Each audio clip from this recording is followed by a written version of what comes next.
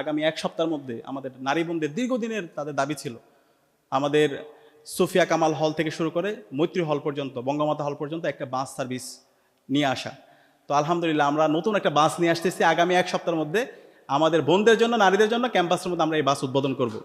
শুধু এটা একটা বাস না, আমরা এমন একটা বাস নিয়ে আসতেছি, এটা হচ্ছে ইকো বাস। বিশ্ববিদ্যালয়ের যেন আবাসন সংকট না থাকে, 2841 কোটি টাকা একটা প্রকল্প, সেটা নিয়ে আমরা কাজ করতেছি। সেই প্রকল্পের কাজ যদি বাস্তবায়ন হয়, বিশ্ববিদ্যালয় ইনশাআল্লাহ আর কোনো আবাসন সংকট থাকবে না। প্রথম বর্ষ থেকে শিক্ষার্থীরা সুন্দর একটা পড়ার টেবিল পাবে, সুন্দর একটা তাদের রুম থাকবে, তার একটা বেড থাকবে, চমৎকার একটা একাডেমিক পরিবেশ আমরা নিশ্চিত করতে পারবো। এবং আমরা আশা করতেছি আগামী 1 থেকে 1.5 বছরের মধ্যে এই আমাদের হল নির্মাণগুলো কাজ শেষ হবে ইনশাআল্লাহ।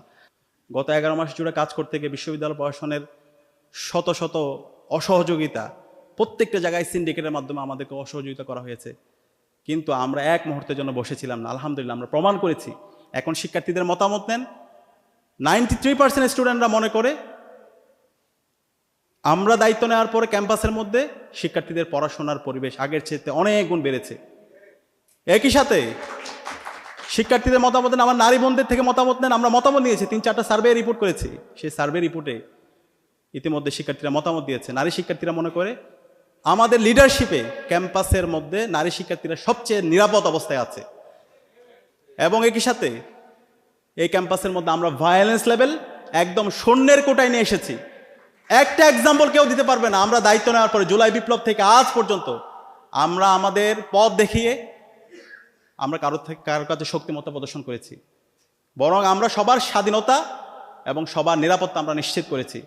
যে আমার সমালোচনা করেছে আমি তারও অধিকার নিশ্চিত করেছি, আবার যে আমার সমর্থক আছে তারও আমি আমার সার্বিকভাবে আমি নিরাপত্তা নিশ্চিত করেছি। এবং আমরা এই বিশ্ববিদ্যালয়ের নিরাপত্তার জন্য এবং একটা স্বপ্নের ক্যাম্পাস বিনির্মাণ করার জন্য আমরা কাজ করে যাচ্ছি। এবং আলহামদুলিল্লাহ এত অসহযোগিতার পর বিশ্ববিদ্যালয় প্রশাসন থেকে আমাদেরকে এখন পর্যন্ত বাজেট দেওয়া হয় নাই। আমরা দেখতে পাই এর আগে 2019 সালের যে ডাকসু হয়েছিল সেই সময়ও প্রায় 2 কোটি টাকার অধিক বিশ্ববিদ্যালয় থেকে ফান্ড দেওয়া হয়েছিল। আজকে আমরা দায়িত্ব নেওয়ার 11 মাস পার করছি, এখন পর্যন্ত আমাদেরকে 25 লাখ টাকা দেওয়া হয়েছে। তো আমরা বলেছি এই ফান্ড আমাদের দরকার নেই, এই ফান্ড তোমাদের ফান্ড, তোমরা রেখে দাও। আমরা আল্লাহর রহমতে আমাদের অ্যালামনাইদের মাধ্যমে এবং আমাদের যে রিসোর্সগুলো আছে সেই রিসোর্সদের মাধ্যমে আলহামদুলিল্লাহ আমরা গত 11 মাসে যে কাজ করেছি, বিশ্ববিদ্যালয় 105 বছর ইতিহাসে এই কাজ কে করতে পারে নাই। এবং আমরা কথা দিয়ে কথা রেখেছি। আমরা সেই সমাজে দেখতে পাই সবসময় আমাদের নেতৃত্ব ভাঙ্গার কাজে জড়িত, কিন্তু আমরা গড়ে দেখিয়েছি কিভাবে করতে হয়। শুধু আমরা অভিযোগ দিয়ে নাই, আমরা নিজেরা প্রমাণ করে দেখিয়েছি। শিক্ষার্থীদের স্বাস্থ্য সেবা থেকে শুরু করে, শিক্ষার্থীদের অনাবাসিক শিক্ষার্থীদের পরিবহন সংকট থেকে শুরু করে, আমাদের বিশ্ববিদ্যালয়ের শিক্ষার্থীদের আবাসন সংকট দূর করার জন্য আমরা অসংখ্য কাজ করেছি। সেই বিষয়গুলো আপনারা জানেন। আজকেও আমরা আপনাদের জন্য একটা সুসংবাদ আছে। আগামী এক সপ্তাহের মধ্যে আমাদের নারী বোনদের দীর্ঘদিনের তাদের দাবি ছিল আমাদের সোফিয়া কামাল হল থেকে শুরু করে মৈত্রী হল পর্যন্ত, বঙ্গমাতা হল পর্যন্ত একটা বাস সার্ভিস নিয়ে আসা। তো আলহামদুলিল্লাহ আমরা নতুন একটা বাস নিয়ে আসতেছি আগামী এক সপ্তাহের মধ্যে আমাদের বোনদের জন্য, নারীদের জন্য ক্যাম্পাসের মধ্যে আমরা এই বাস উদ্বোধন করব। শুধু এটা একটা বাস না, আমরা এমন একটা বাস নিয়ে আসতেছি, এটা হচ্ছে ইকো বাস। আকিস গ্রুপ আমাদেরকে স্পন্সর করেছে। সেখানে উপরে সোলার থাকবে, বাসের মধ্যে স্টুডেন্টরা ল্যাপটপ চার্জ দিতে পারবে, ডিভাইস চার্জ দিতে পারবে। একই সাথে সেখানে আমরা পানির ব্যবস্থা করেছি, ড্রিঙ্কিং ওয়াটার, সুপেয় পানি পান করতে পারবে। এখানে ফায়ার বক্স আছে এবং ফার্স্ট এইড, কেউ যদি অসুস্থ হয়ে যায় তাদের জন্য বক্স আছে। বিভিন্ন ধরনের আমরা আধুনিক ফেসিলিটিস এখানে রেখেছি। তো আলহামদুলিল্লাহ সেটা আমরা প্রমাণ করেছি। বিশ্ববিদ্যালয়ের যেন আবাসন সংকট না থাকে, 2841 কোটি টাকা একটা প্রকল্প, সেটা নিয়ে আমরা কাজ করতেছি। সেই প্রকল্পের কাজ যদি বাস্তবায়ন হয়, বিশ্ববিদ্যালয় ইনশাআল্লাহ আর কোনো আবাসন সংকট থাকবে না। প্রথম বর্ষ থেকে শিক্ষার্থীরা সুন্দর একটা পড়ার টেবিল পাবে, সুন্দর একটা তাদের রুম থাকবে, তার একটা বেড থাকবে, চমৎকার একটা একাডেমিক পরিবেশ আমরা নিশ্চিত করতে পারবো। এবং আমরা আশা করতেছি আগামী 1 থেকে 1.5 বছরের মধ্যে এই আমাদের হল নির্মাণগুলো কাজ শেষ হবে ইনশাআল্লাহ। তো আমরা কাজ করছি। এবং সেন্ট্রাল মসজিদের কথা আপনারা জানেন, 65 বছর পরে এই মসজিদের সংস্কার হয়েছে। এই মসজিদ নিয়ে কেউ কাজ করে নাই। আমরাই, এই ডাকসু ইসলামী ছাত্র শিবিরের দায়িত্বশীল নেতৃবৃন্দরাই 65 বছর পরে ঢাকা বিশ্ববিদ্যালয় সেন্ট্রাল মসজিদের আমূল পরিবর্তন করেছে। আমরা সেটা আপৎকালীন সংস্কার করেছি।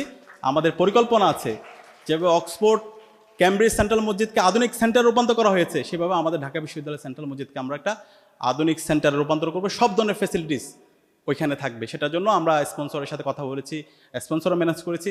বিশ্ববিদ্যালয় প্রশাসন যদি আমাদেরকে সহযোগিতা করে ইনশাআল্লাহ সেগুলো আমরা আপনাদের সহায়তা নিয়ে বাস্তবায়ন করবো। একই সাথে শিক্ষার্থীরা যেন খেলাধুলা করতে পারে তাদের জন্য আমরা 2 কোটি টাকার ফান্ড নিয়ে এসেছি। আপনারা জানেন আমাদের সেন্ট্রাল ফিল্ড প্রায় আজকে 7 মাস পার করছি। 2 কোটি টাকা আমাদের সম্মানিত ট্রেজারার, সে আমার কাছে মনে হচ্ছে এই টাকা সে তার অ্যাকাউন্টে রেখে সে লুটপাট করতেছে, সে মুনাফা নিচ্ছে। নাহলে তো এই 2 কোটি টাকা এতদিন ধরে কেন, সেটা আমাদের কাছে চেক দিয়েছিল ইসলামী ছাত্র শিবিরের জায়গা থেকে।